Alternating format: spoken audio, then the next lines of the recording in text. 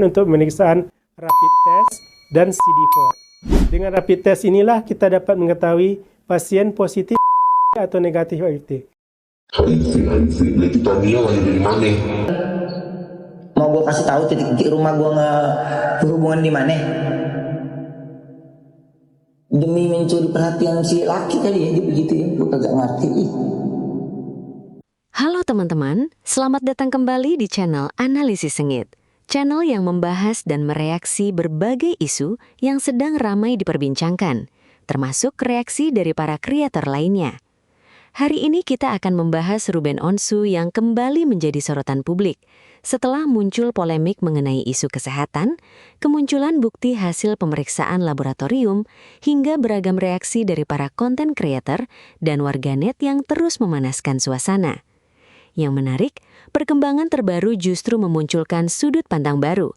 Bukti-bukti mulai diperlihatkan ke publik, sementara perdebatan soal siapa yang benar masih terus berlangsung dan memicu perbedaan pendapat di media sosial. Tonton videonya hingga usai, karena saya akan memberikan komentar cukup panjang di bagian akhir video. Yuk, kita tonton videonya. Nah, lu gede kan sekarang? Ngerasain lu bayar rumah sendiri kali ya? RO kena HIV. Tudingan bahwa dia mengidap HIV. Ini sebuah fitnah sadis yang gak cuma menyerang fisik ya, tapi juga martabat dan masa depan seorang ayah. Nah, di video ini saya akan bedah kasus ini untuk bisa memberikan pelajaran kepada publik dan sebagai pencerahan ya. Kalau kita flashback ya, jejak digital, kronologi fitnah ini dimulai dari sebuah kesalahan fatal yang hampir menghancurkan reputasi RO. Tanggal 1 Agustus lalu, kuasa hukum ini hadir di podcast curhat dari DS ya. Tujuan awalnya sederhana, ngebuktiin bahwa komunikasi RO dan S ini tidak pernah terputus. Nah, tapi di menit ke-56, kuasa hukum ini memperlihatkan layar di ponselnya. Ada tulisan yang terlalu kecil. Lalu netizen menggunakan AI ya, untuk memperjelas gambarnya. Nah, hasilnya sebuah transkrip yang menyebutkan kata-kata sudah tidak mengkonsumsi obat HIV lagi. Nah, dalam hitungan jam, fitnah ini menyebar seperti api di padang rumput yang kering. Nah, pertanyaannya, apakah ini benar-benar hasil AI yang akurat atau ada tangan-tangan yang sengaja memanipulasi narasi? Ting nganggo teknologi kanggo ngapusi bakal ketemu ing waktune. Ini adalah bukti, ya, bukti surat keterangan, ya, dari lembaga yang cukup dapat dipercaya kredibilitasnya. Di sini ada nama pasiennya, ya, bukan nama orang lain, tapi nama Ruben Samuel Onsu, dan tanggal pemeriksaannya itu adalah ini ada ya tanggal 25 ya, nanti saya tunjukkan ya sebentar. Nah, ini ya tanggal 25, dan pemeriksaan itu khusus untuk seperti apa yang diributkan akhir-akhir ini, yaitu mengenai masalah 3 huruf itu ya, dan hasilnya adalah non reaktif ya, jadi artinya negatif ya.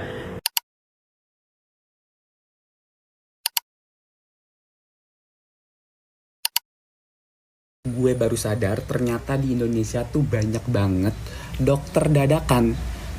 Kenapa? Karena cukup modal screenshot potongan chat ya, langsung bisa ngediagnosa orang kena 3 huruf itu. Ya, gila, rumah sakit kalah cepet sama netizen di zaman sekarang. Kasusnya kalau Ruben ini jadi contoh isu dilempar, digoreng kemana-mana, dijadiin konten, dijadiin bahan gibahan. Pas kuasa hukum bilang hasil pemeriksaan medis menunjukkan non-reaktif dan minta fitnah dihentikan. Ya minta maaf malah sepi. Yang paling kencang biasanya juga yang paling cepat ngilang tuh biasanya tuh netizen. Yang bikin gue heran kenapa isu kesehatan selalu dijadiin senjata buat ngebunuh karakter orang. Emang kalau seorang sakit terus kenapa? Apakah itu bikin dia otomatis kehilangan harga diri? Pola pikir yang kayak gini seharusnya tuh dirubah, karena ini justru berbahaya. Nah, terus jangan lupa nih, dibalik nama Koruben ada anak-anaknya juga nih yang juga bisa baca berita ini. Ya, buka di media sosial, ya dengar dari omongan-omongan. Ya netizen sering bilang nih, cuma komentar doang. Padahal satu komentar tuh bisa jadi beban buat satu keluarga. Sekarang kubu Koruben udah mulai ngomong soal langkah hukum buat penyebar fitnah. Dan menurut gue ini bukan cuma soal Koruben. Ini soal kebiasaan netizen Indonesia yang hobinya jadi hakim nih ya. Jadi jaksa sekaligus sekarang jadi dokter. Padahal pas disuruh jadi saksi langsung bilang saya cuma nge-share doang. Nah sekarang gue mau nanya nih menurut warga-warga, hukuman buat akun-akun yang sengaja nyebarin fitnah dan hoax kayak begini itu perlu diperberat gak sih? Atau cuma minta maaf aja udah cukup kelar? Ya lo pada komen di kolom komentar dengan bijak. Check it out. Guys, aku barusan dikasih tahu. Nggak tahu ya untuk masalah kesehatan itu. Ya kalian tahu sendiri lah ya. Itu yang nuduhin Sarwenda atau pihaknya dia atau netizen. Aku juga nggak tahu. Tapi kok emang iya? Emang Kalau aku yang tangkap nih ya, kalau masalah kesehatan Sarwenda yang dibilang di podcastnya Densu itu soal anaknya. Yang aku di sini juga paham gitu ya. Aku kan punya anak kecil tuh. Mungkin kalau maksudnya Sarwenda itu kalau anak-anaknya habis main sama bapaknya tuh ada kemungkinan dia balik dari sana itu dia sakit. Entah si Ruben kurang bisa menjaga kebersihan dalam hal mengasuh anak gitu. Atau misalnya kalau Ruben tuh ya mungkin kan mumpung ketemu anaknya gitu ya kan, diajak main lah seharian, main seseruan yang biasanya nggak dikasih sama Sarwenda tuh dibiarin gitu sama Ruben sampai anak itu kecapean atau apa gitu ya, sakit, sumeng, demam apa gitu kan, anak kecil wajar ya. Apa itu yang dimaksudin? Tapi kayaknya kalau untuk masalah 3 huruf itu ya aku nggak tahu ya, itu perlu pembuktian, perlu tes. Tapi kayaknya kalau untuk masalah tes, Ruben kan baru saja umroh tuh, dia kan pasti cek tes kesehatan kan. Nah itu aja sebenarnya bisa dipakai bukti. Ya itu mendapat aku ya, nggak tahu juga yang berkeliaran di sana masalah 3 huruf ini kok kayaknya santer banget. Tapi kalau menurutku aku nangkepnya sih Sarwenda kayak gitu, masalah kesehatan anaknya gitu yang pulang dari sana, atau mungkin dia kecapean pulang dari bapaknya, dia sakit gitu karena dia habis mainan atau apa gitu. Mungkin kontrolnya, lebih ke kontrolnya sih. Tapi kalau menurut kalian diajak live sampai malam-malam itu gimana? Mempengaruhi kesehatan? Ya, bukan nama orang lain tapi nama Ruben Somel Onsu. Dan tanggal Jangan ketawa ya, nggak boleh ketawa. Di situ banyak mata yang jeli melihat juga loh. Kelahiran si Ruru itu kan 15 Agustus. Jadi kenapa di situ jadi 15 Februari? Apakah ketika kita pindah keyakinan nama kita juga ikut diganti? Saya nggak ngerti ya. Coba yang ngerti tolong kasih komentarnya. Nggak ngerti loh, sumpah nggak ngerti. Saya bukan orang laboratorium, saya nggak ngerti yang begitu-begitu. Jadi kan yang lebih mengerti kan itu yang mungkin ada orang yang kerja di lab, yang orang sudah pernah ngerasain begitu. Coba komennya, saya nggak ngerti sumpah. Podcastnya Deddy Kobuser nggak? Di situ aku lihat Ruben itu baik banget ya. Jadi dia mengkonter itu tidak menjelekkan begitu loh, tidak menjelekkan, memburuk-burukkan sama sekali gitu ya. Kadang-kadang kita yang nontonnya itu gemes ya. Gak tahu ada nggak yang sama kayak saya ya, gemes. Gemesnya itu apa ya? Si Ruben ini kok apa ya, baik banget dia jadi orang gitu ya. Kita ini kan pikirkan pasti dia akan ulti gitu. Enggak, ternyata loh Ruben ini. Ya, benar-benar enggak tahu aku ini hati Ruben ini terbuat dari apa ini. Deddy Corbuzier juga di sana itu teduh banget ya, mengayomi banget, menenangkan banget, keren ya. Sukses untuk podcastnya Deddy Corbuzier dan Ruben Onsu tadi ya. Salam dari Korea Cimat. Yang suka video saya silahkan follow dan tinggalkan komentar. Hai guys, sejam yang lalu saya nonton ini. Astaga, kalau pertandingan menurut saya posisinya, menurut saya ya 2-0 untuk kemenangan RO. Perhitungan saya bukan berdasarkan dari kisahnya, tetapi dari strategi komunikasi. Kok pakai strategi komunikasi? Ialah ketika berhadapan dengan opini publik atau opini netizen, gak bisa asal bicara. Karena kalau salah bisa digulung lagi. Jadi strategi komunikasi itu penting sekali buat RO dan Ibu S. Nah, Ibu S ini tidak mempergunakan momen ketika dia diwawancara, sehingga emosinya masih terlihat meledak, lebih banyak denial, kemudian dia tidak dengan lugas menyampaikan fakta dan dia tidak luwes dalam berargumentasi. Saya khawatir dia tidak punya tim komunikasi yang mempersiapkan dia sebelum dia tampil di podcast. Nah, kalau lihat dari kedua podcast itu yang hanya jeda beberapa hari, saya yakin Bapak RO dan pengacaranya Minola pasti melakukan sebuah strategi komunikasi, yaitu Minola tampil untuk menyampaikan data, fakta, dan peraturan secara hukum, dan RO akan tampil untuk menunjukkan perasaan dia yang sesungguhnya. Apakah saya tidak suka dengan salah satu podcaster? Tidak. Menurut saya, kedua podcaster ini adalah salah satu yang terbaik di negeri ini. Denny Sumargo punya pangsa pasar tersendiri, Deddy Corbuzier pun demikian. Nah, masing-masing punya POV yang berbeda. Nah, sebagai tamu yang diundang harus mempersiapkan diri dengan sebaik-baiknya. Oleh sebab itu, saya merasa Ibu S lain kali kalau diundang podcast-podcast yang lain, barangkali harus ada tim berkomunikasi yang baik dan benar sehingga tidak dipelintir, dijaga emosinya. Kalau RO, ya sudahlah, dia puluhan tahun jadi MC, jadi presenter, sehingga dia pandai merangkai kata-kata. Ini menurut pendapat saya. Saya belain siapa? Nggak kedua-duanya, nggak ada untungnya juga buat saya. Yang penting, jika Anda berkomunikasi, tidak hanya asal bicara, tetapi harus ada strateginya. Menurut saya loh. Kalau emang permintaannya dari Abang Ruben itu cuma perincian biaya anak, sama kayak waktu bertemu anak gitu kan. Apalagi kalau dari podcastnya pengacaranya Bang Ruben kan dibilang tuh kartu kredit aja 50% dibayarin gitu kan. Aduh, kalau gue mah ya anak bukan cuma 3 hari 4 hari ya, gua kasih ke sana ya kan. Terus perincian gua kasih semua, gue bikinnya yang rapi dalam PPT kalau perlu ya. Udah gitu kalau kartu kredit 50%-nya dibayar, gua kasih perinciannya. Ya, beneran. Serius. Ya kan? Semua gua kasih demi anak, semua gua kasih. Ya, itu semua ditanggung, buset. Sampai 200 jetong kan, apalagi kartu kredit kalau misalnya tagihannya katanya 60 juta, 30 jutanya dibayarin gitu kan sama Abang Ruben. Aduh, kata gua mah udah deh. Ya, yang penting lu bisa hidup dengan tenang, nyaman, in this ekonomi.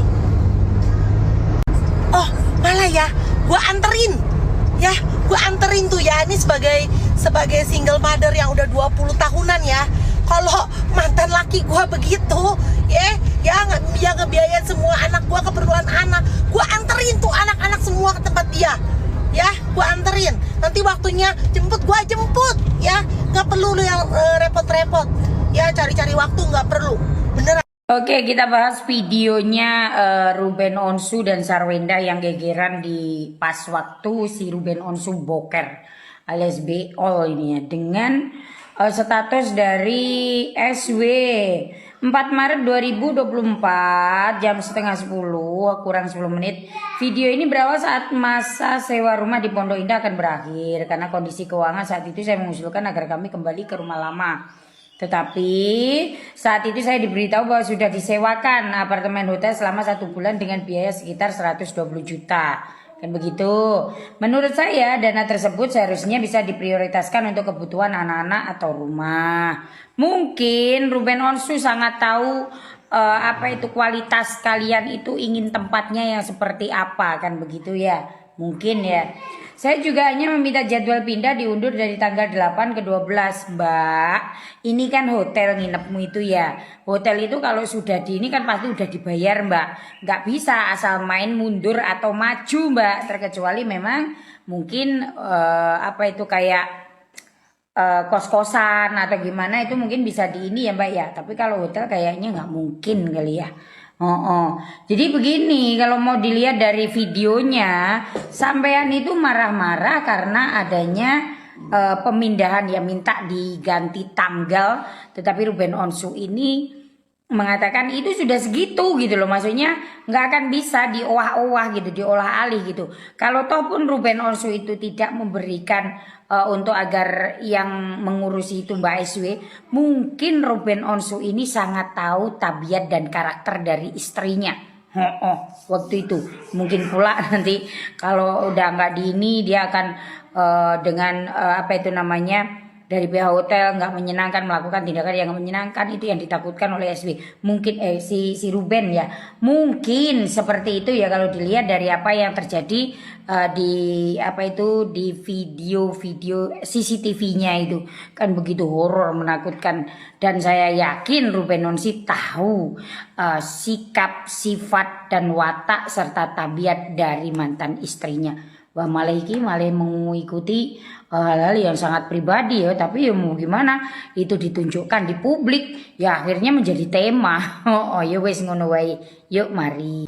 Bayangkan ya, POV-nya dia kan ngerasa itu dari bapaknya. Terus kayak nggak mau mengakui ada uang masuk yang udah sangat banyak sekali dari mantan suami. Padahal di kalimat di podcast juga dia bilang pitching kontraktor. Berarti kan profesional itu. Kontraktor, pitching kontraktor. Dan ada pembayarannya. Pembayaran yang jelas yang 46 kali transferan itu dengan jumlahnya 11,2 miliar itu jelas duit udah ya. Hitungannya dulu udah jelas, transferannya, bukti transfernya juga udah jelas ada. Plus furniture 3 miliar ada transferannya, buktinya. AC 400 juta ada, lift hampir 600 juta ada. Ditambah rumah dan tanahnya yang diagunin ke bank, sertifikatnya kan ada. Berarti kan ada jual belinya juga kan. Itu udah lunas semua tuh rumah. Berarti berapa duit udah Ruben keluarin? Saya sekarang mau tanya.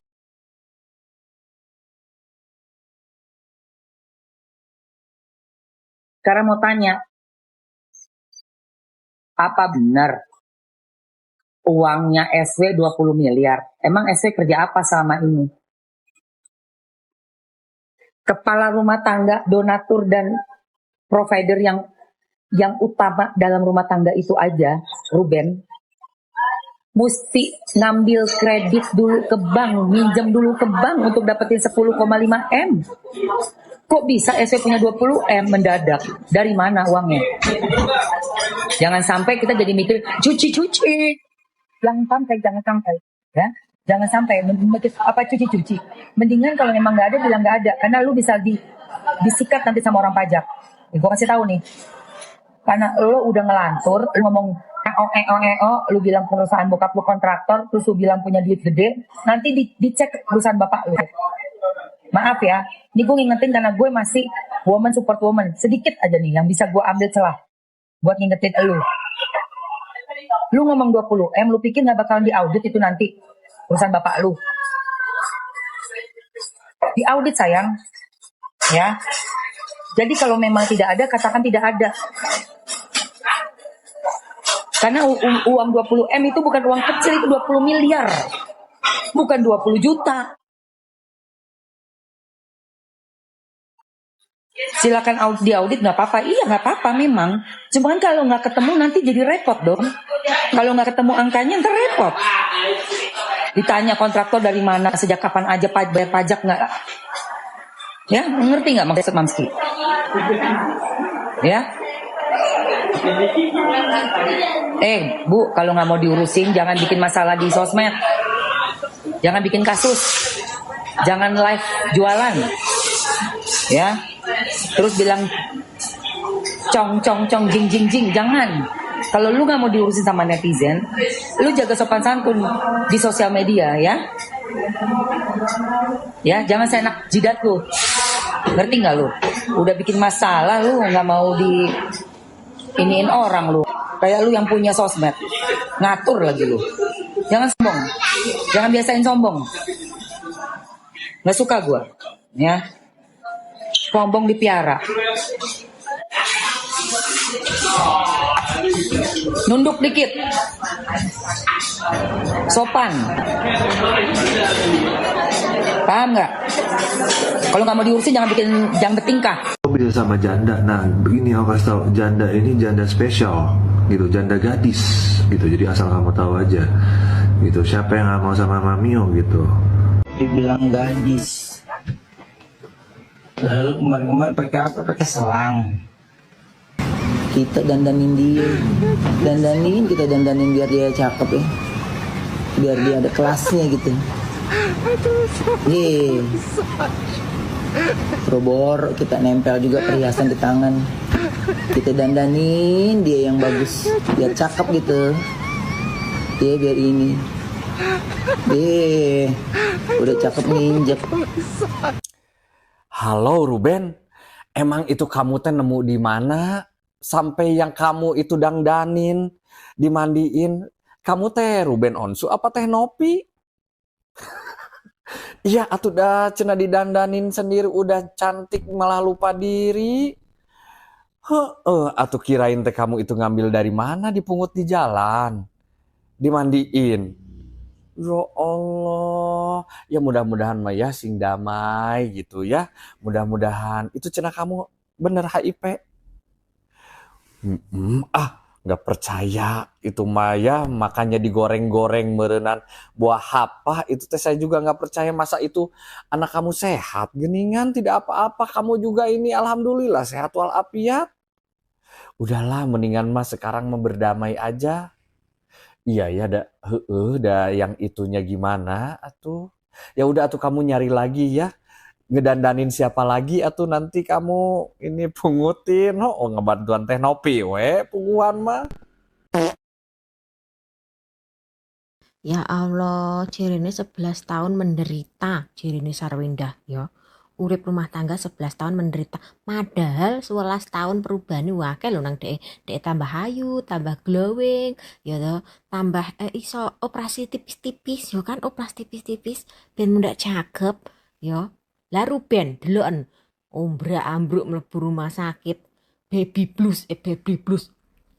Sarwindah blues lho sampean ya. Pucet, darah rendah, anemia, arep meninggal bolak-balik Ruben. Wajah Ruben pas dadi apa ki jenenge?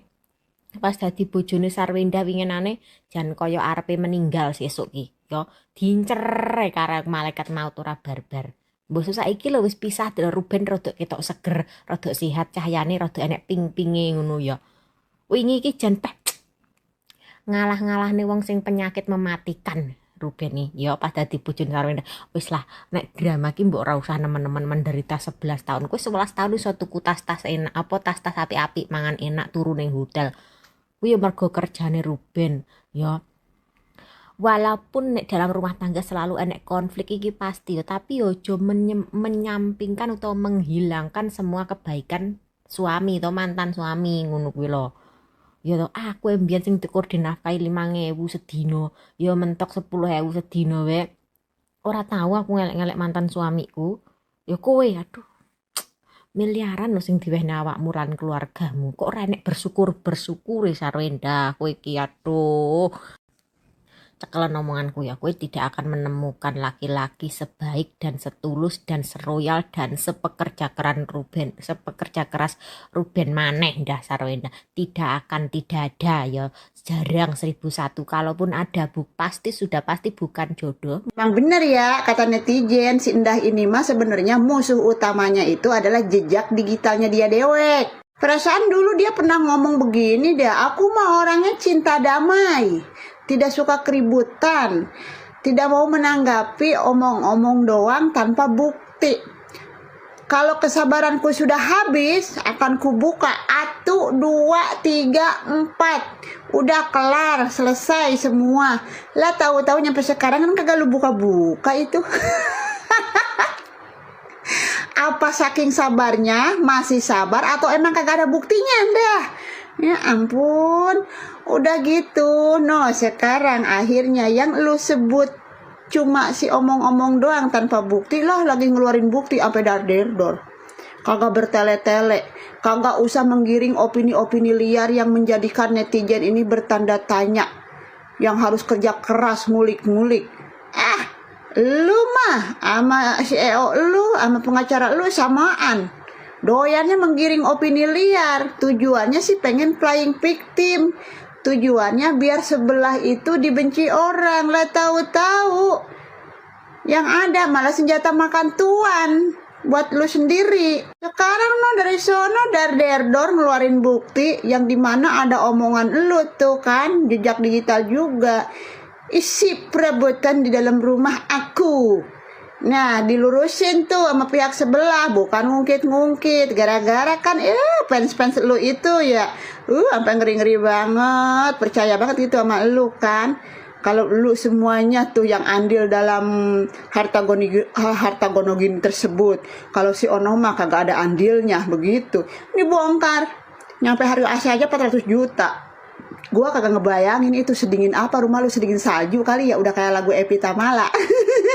Wajar sih, rumah lu kan segede gaban, pantas 400 juta. Ampun, rumah gua aja yang timbang rumah versi subsidi, AC 1 biji aja sampai dinginnya udah tetorok-tokan. Udah gitu, furnitur harga sampai 3 miliaran. Roman-romannya tiap sudut sampai pada mentereng itu furnitur, ya kan? Belum lagi lip lah, kita mau warga biasa-biasa kayak gini mah kalau misalkan mau naik ini itu tuh di rumah ya pakai tangga bambu. Lah dia mah pakai lip warga nyampe 504 juta. Ya kan? Tuh, yang bayar siapa? Ono, si mantan. Ya kan? Aduh, ampun, Wendah. Bilangin apa sama tim kuasa hukum lu gitu, kagak usah menggiring opini-opini liar kayak kemarin soal DC. Ya kan? Giliran udah dikulik lu sama netizen, lu pada jadi marong-merong. Disangkanya netizen si Ono beginilah begitulah, padahal lu pada yang memancing opini liar. Udah SW nangis di podcast milik dari DS ini.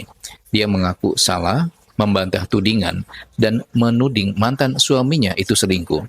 Dalam psikologi kognitif, primacy effect adalah fenomena di mana informasi pertama yang kita terima itu punya pengaruh lebih besar daripada informasi berikutnya. Nah, DS ini ngasih SW panggung lebih dulu ya, tanpa kehadiran RO untuk memberikan bantahan langsung. Publik yang menonton podcast ini sudah terprogram ya oleh narasi SW sebelum mendengar versi RO. Ini bukan netralitas ya, ini adalah keunggulan psikologis yang diberikan kepada satu pihak. Nah, pertanyaan saya, jika DS ini benar-benar netral, kenapa nggak ngundang keduanya sekaligus? Walaupun katanya SW yang nelpon duluan ya, minta diberi ruang untuk bisa berbicara di podcastnya. Nah, tapi akibatnya ini terjadi framing effect, di mana informasi yang disajikan itu untuk mempengaruhi persepsi. DS ngebingkai kehadiran SW ini sebagai ruang untuk bicara. Tapi framing ini secara halus menempatkan SW sebagai pihak yang membutuhkan ruang, yaitu pihak yang tertindas atau dipersulit. Nah, ini adalah senjata halus yang bekerja di... Tunjukkan hasil Tunjukkan hasil laboratorium bebas HIV. Pengacara Ruben Onsu tegaskan langkahnya bukan karena panik, efek Densu. Langkah hukum kuasa hukum dari Ruben Onsu Minola menjadi sorotan tajam publik usai memamerkan dokumen resmi hasil tes laboratorium yang menyatakan kliennya negatif dari virus HIV. Langkah tegas ini diambil demi meluruskan simpang siur isu kesehatan sang presenter papan atas yang mendadak liar di jagat maya. Menyusul kemunculan sang pengacara di kanal YouTube Denny Sumargo. Polemik ini bermula ketika potongan percakapan yang diduga berasal dari pihak Sarwenda terekspos dan juga tayang di podcast tersebut. Dan percakapan itu menyentil dugaan riwayat penyakit HIV yang kemudian dikaitkan langsung dengan nama Ruben Onsu. Video itu pun juga dengan sangat cepat memicu gelombang spekulasi hingga sebagian warganet menyudutkan Minola karena dianggap terlalu ceroboh untuk tak sengaja membocorkan rahasia pribadi kliennya sendiri. Menanggapi tuduhan tersebut, publik dan juga Minola sebayang menepis keras anggapan bahwa pamer bukti medis ini merupakan respon panik akibat desakan warganet atau tayangan podcast Denny Sumargo. Kami akan selalu hadir dengan bukti, dan bukti ini bukan kami buat karena masalahnya jadi melebar kemana-mana, dan juga bukan karena setelah tayangan Densu ada chattingan yang terekspos lalu kami berburu membuktikan, tegas Minola. Ia mengungkapkan bahwa penyuapan dokumen kesehatan ini sebenarnya telah dirancang matang jauh sebelum isu tersebut meledak di media sosial. Pihaknya sudah mengantisipasi bahwa tudingan soal kondisi kesehatan Ruben akan terus digulirkan oleh pihak Sarwenda di meja hijau persidangan.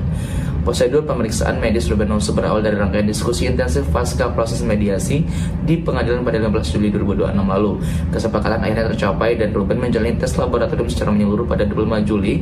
Minola tak memungkiri bahwa sang presenter sempat merasa keberatan dan mempertanyakan dari urgensi tes medis tersebut. Nah, teman-teman, setelah saya menonton seluruh rangkaian video ini sampai selesai, izinkan saya menyampaikan pendapat pribadi saya. Sekali lagi, ini murni opini saya sebagai penonton yang mencoba melihat persoalan dari berbagai sudut pandang. Kalian tentu boleh memiliki pandangan yang berbeda, dan justru itulah yang membuat diskusi menjadi menarik. Kalau saya perhatikan, kasus seperti ini sebenarnya bukan lagi sekadar tentang siapa yang benar dan siapa yang salah. Yang paling mencolok justru bagaimana sebuah isu bisa berkembang begitu cepat sebelum semua fakta benar-benar terbuka. Dalam hitungan jam, potongan video, tangkapan layar hingga interpretasi dari berbagai pihak bisa menyebar kemana-mana. Orang yang awalnya tidak mengikuti permasalahan dari awal pun akhirnya ikut berkomentar hanya karena melihat satu atau dua potongan informasi.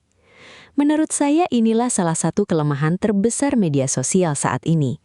Informasi bergerak jauh lebih cepat daripada proses klarifikasi. Ketika sebuah tuduhan muncul, ribuan bahkan jutaan orang bisa langsung membahasnya. Tetapi ketika klarifikasi datang beberapa hari kemudian, perhatian publik biasanya sudah mulai berkurang. Akibatnya, kesan pertama seringkali lebih melekat dibandingkan penjelasan lengkap yang muncul belakangan. Dari materi yang kita lihat tadi, terlihat bahwa isu ini berkembang menjadi sangat besar karena banyak orang mencoba menyimpulkan sesuatu dari potongan informasi yang belum tentu menggambarkan keseluruhan keadaan. Saya pribadi selalu berusaha berhati-hati dalam menyikapi situasi seperti ini. Bukan berarti kita tidak boleh berpendapat, tetapi ada perbedaan antara menyampaikan opini dan menyatakan sesuatu sebagai fakta padahal belum terbukti. Saya juga melihat bagaimana konten-konten reaksi memiliki pengaruh yang sangat besar terhadap opini publik. Ketika seorang kreator memiliki jutaan penonton, setiap kalimat yang diucapkan pasti akan mempengaruhi cara sebagian orang memandang suatu peristiwa. Karena itulah, menurut saya tanggung jawab seorang kreator juga semakin besar. Menyampaikan pendapat tentu sah-sah saja, tetapi alangkah baiknya jika tetap memberikan ruang bagi penonton untuk berpikir sendiri, bukan langsung mengarahkan mereka kepada satu kesimpulan tertentu. Hal lain yang menarik perhatian saya adalah bagaimana masyarakat kita seringkali begitu mudah terbawa emosi. Begitu muncul isu yang sensitif, kolom komentar langsung dipenuhi berbagai asumsi. Ada yang langsung membela salah satu pihak, ada pula yang langsung menyerang pihak lain. Padahal kita semua sebenarnya hanya melihat sebagian kecil dari keseluruhan cerita.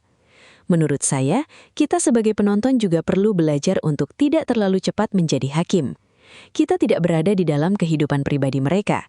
Kita tidak mengetahui seluruh percakapan, seluruh bukti, maupun seluruh proses yang sedang berlangsung di balik layar. Yang kita lihat hanyalah bagian yang memang dipublikasikan kepada masyarakat. Saya juga berpikir bahwa dalam era digital seperti sekarang, jejak digital memang memiliki kekuatan yang luar biasa. Apapun yang pernah diucapkan seseorang bisa muncul kembali bertahun-tahun kemudian. Karena itu, setiap orang, terutama figur publik, perlu lebih berhati-hati dalam menyampaikan sesuatu. Sekali sebuah pernyataan direkam dan tersebar di internet, hampir mustahil untuk benar-benar menghapusnya. Selain itu, saya merasa masyarakat juga perlu lebih bijak dalam membedakan antara gosip, opini, dan fakta. Ketiganya seringkali bercampur menjadi satu sehingga orang sulit membedakan mana yang benar-benar sudah terbukti dan mana yang masih berupa dugaan. Ketika batas itu mulai kabur, muncul resiko bahwa seseorang bisa dihakimi hanya berdasarkan persepsi. Yang saya apresiasi dari situasi seperti ini adalah ketika ada upaya untuk menunjukkan bukti atau memberikan klarifikasi. Terlepas dari apakah nanti semua pihak sepakat atau tidak, menurut saya diskusi yang didasarkan pada data jauh lebih baik daripada diskusi yang hanya mengandalkan asumsi. Bukti tidak selalu mengakhiri perdebatan, tetapi setidaknya memberikan dasar yang lebih kuat untuk menilai sebuah persoalan. Saya juga melihat bahwa konflik publik seringkali berkembang bukan hanya karena inti masalahnya, tetapi juga karena cara penyampaiannya. Cara berbicara, pilihan kata, waktu muncul di hadapan publik, hingga strategi komunikasi bisa sangat mempengaruhi bagaimana masyarakat menerima pesan tersebut. Kadang-kadang isi pesannya sama, tetapi jika disampaikan dengan cara yang berbeda, respons publik juga bisa sangat berbeda. Bagi saya pribadi, ada satu pelajaran penting dari peristiwa seperti ini. Jangan mudah percaya potongan video yang berdurasi beberapa detik. Jangan langsung mengambil kesimpulan hanya karena membaca satu unggahan atau satu komentar viral. Luangkan waktu untuk melihat konteks yang lebih lengkap sebelum membentuk opini. Sebagai penonton, kita memang bebas mendukung siapapun. Tidak ada yang salah dengan itu. Tetapi menurut saya, akan jauh lebih baik jika dukungan tersebut tetap disertai sikap kritis. Jangan sampai karena terlalu menyukai seseorang, kita menganggap semua yang dia katakan pasti benar. Sebaliknya, jangan pula karena tidak menyukai seseorang, kita langsung menolak semua penjelasannya tanpa mempertimbangkan isinya. Saya juga berharap ke depan budaya diskusi di media sosial bisa menjadi lebih sehat. Tidak semua perbedaan pendapat harus berakhir dengan saling menghina. Tidak semua perdebatan harus berubah menjadi perang komentar. Kita bisa saja berbeda pandangan, tetapi tetap menjaga etika dalam berdiskusi. Pada akhirnya, waktu biasanya akan menjadi pihak yang paling objektif. Seiring berjalannya proses, fakta-fakta baru bisa saja muncul. Bukti tambahan bisa saja diperlihatkan. Pernyataan baru juga bisa saja disampaikan oleh pihak-pihak yang terkait. Karena itu, menurut saya tidak ada salahnya jika kita menahan diri untuk tidak terlalu cepat memberikan vonis. Sekali lagi, ini hanyalah pendapat pribadi saya berdasarkan apa yang saya lihat dalam video ini. Saya tidak bermaksud mengajak siapapun untuk membenci ataupun membela salah satu pihak. Saya hanya mengajak kita semua untuk lebih kritis, lebih tenang dan lebih bijak dalam menyikapi setiap informasi yang beredar di media sosial. Sekarang giliran kalian. Menurut kalian, apa pelajaran terbesar yang bisa diambil dari polemik ini? Apakah masyarakat memang perlu lebih berhati-hati sebelum mempercayai informasi yang viral, atau justru kalian memiliki sudut pandang yang berbeda dari saya? Silahkan tuliskan pendapat kalian di kolom komentar, tetapi saya berharap kita semua bisa berdiskusi dengan sopan dan saling menghormati. Tidak perlu menyerang pribadi siapapun. Fokuslah pada isi pembahasannya agar kolom komentar menjadi tempat bertukar pikiran, bukan tempat saling menghujat. Kalau kalian menikmati pembahasan seperti ini, jangan lupa tekan tombol like, subscribe, dan aktifkan lonceng notifikasi supaya tidak ketinggalan video-video terbaru dari channel Analisis Sengit. Terima kasih banyak karena sudah menonton sampai akhir. Sampai jumpa di video berikutnya, dan ingat, di era media sosial seperti sekarang, kemampuan berpikir kritis seringkali jauh lebih berharga daripada menjadi orang yang paling cepat berkomentar.